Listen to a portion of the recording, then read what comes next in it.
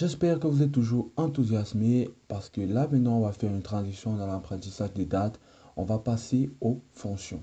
Alors, pour cette partie, j'ai créé un nouveau projet que j'ai nommé Intro aux fonctions. Vous pouvez le faire si vous le voulez. Et bien évidemment, ce code est disponible et sera disponible pour vous si vous avez besoin de directement le télécharger. Vous allez parler en survolant de la notion de fonction parce que lorsque vous avez ce code, lorsque vous créez un nouveau projet,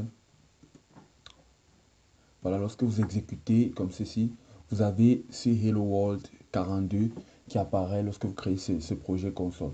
Mais à ce niveau, vous n'avez pas 42. Donc, ce qui s'est passé, en effet, c'est à ce niveau, vous avez un return de 6 fois 7. Donc, jusqu'à présent, on ne sait pas ce que ça veut dire. OK? On a juste cet affichage de Hello World 42. Eh bien, nous allons essayer de démystifier les fonctions. C'est quoi exactement une fonction?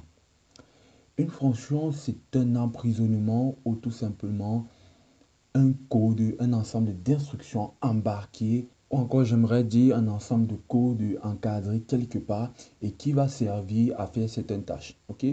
Donc imaginez, vous voulez par exemple faire des œufs, ça va passer par plusieurs méthodes. Par exemple, casser les œufs, battre les œufs, apprêter le nécessaire et tout. Et vous pouvez donc nommer ces différentes étapes comme des petites fonctions que vous allez ensuite regrouper pour faire tout ce que vous avez besoin pour faire le plat final. Donc c'est ça que j'appelle fonction. Donc là vous avez par exemple notre main qui est une sorte de fonction qui est le point d'entrée de notre programme comme je vous l'avais expliqué. Donc c'est aussi une autre fonction sauf que c'est la fonction main et c'est la fonction principale de tout type de programme. Donc pour créer notre propre fonction, ce que nous allons faire, c'est par exemple venir là et donner tout simplement le nom à notre fonction. Ok, on va donner, faire quelque chose. Et là, vous pouvez voir que j'ai utilisé le lower camel case, ce qu'on a vu dans la vidéo euh, de comment s'habituer, se familiariser aux conventions de nomenclature du langage date. Ok, donc là, je commence par une minuscule. Ensuite, lorsque je veux passer à un autre mot, je peux mettre une majuscule, etc. L'ensemble d'instructions ou l'ensemble des sets d'instructions que vous voulez faire. Par exemple, si je vais afficher, si je vais afficher,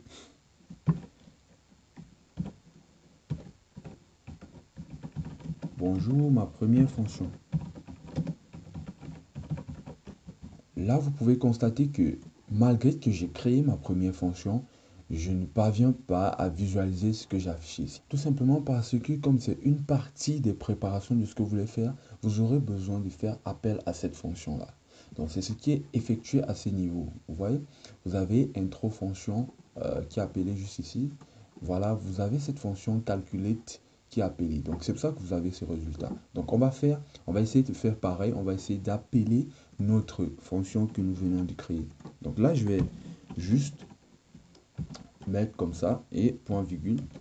Pour appeler la fonction, vous passez juste le nom de la fonction entre parenthèses et point virgule et c'est tout. On va exécuter. Et là, hop, comme par magie, vous avez l'affichage de ce qui est dans cette fonction. Donc, ça veut dire tout simplement que vous pouvez mettre un ensemble d'instructions un peu plus complexes dans cette fonction. Et lorsque vous l'appelez, ça fait appel à ce qui est juste ici.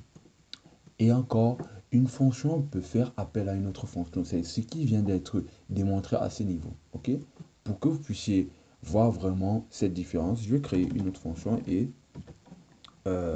spécifier quelque chose de plus intéressant. Ok, on va créer une fonction c'est my name. Voilà, dans cette fonction je vais par exemple afficher mon nom Yandes.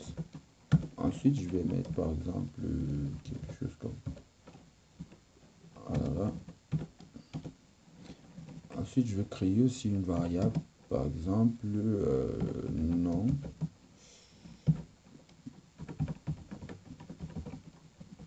Yandes. Bon, on va faire quelque chose d'un peu plus avancé. Si non point content. C'est vrai qu'on n'a pas parlé des méthodes encore, ouais, mais c'est pas compliqué. Vous voyez juste ça comme ça. Si non contient par exemple y, on va faire quelque chose, on va afficher aura, c'est vraiment YongDev. Voilà, tout simple, ok? Et là, ce que je vais faire, c'est appeler cette fonction sayMyName dans faire quelque chose. Voilà, j'appelle juste cette fonction et résultat. Voilà, donc non seulement on a l'exécution de l'instruction faire quelque chose, on a aussi l'appel de cette deuxième méthode de sayMyName dans faire quelque chose, ok? Donc, d'où ce résultat, c'est print YongDev d'abord, ensuite ce résultat qui est tout à fait positif. Donc voilà en ce qui concerne le basique des fonctions, comment créer une fonction, et vous avez pu créer votre première fonction. Je vous dis déjà bravo parce que c'est vraiment le début à des choses plus importantes qui vont venir, des choses plus intéressantes, et j'espère que vous êtes toujours enthousiasmé parce que par la suite on va voir comment par exemple différencier une fonction qui retourne quelque chose et une fonction qui ne retourne pas quelque chose, comme cette fonction-là que nous venons de créer, cette deux fonctions que nous avons créées, qui ne retournent rien. OK? Parfait. Je vous vois donc dans la prochaine vidéo.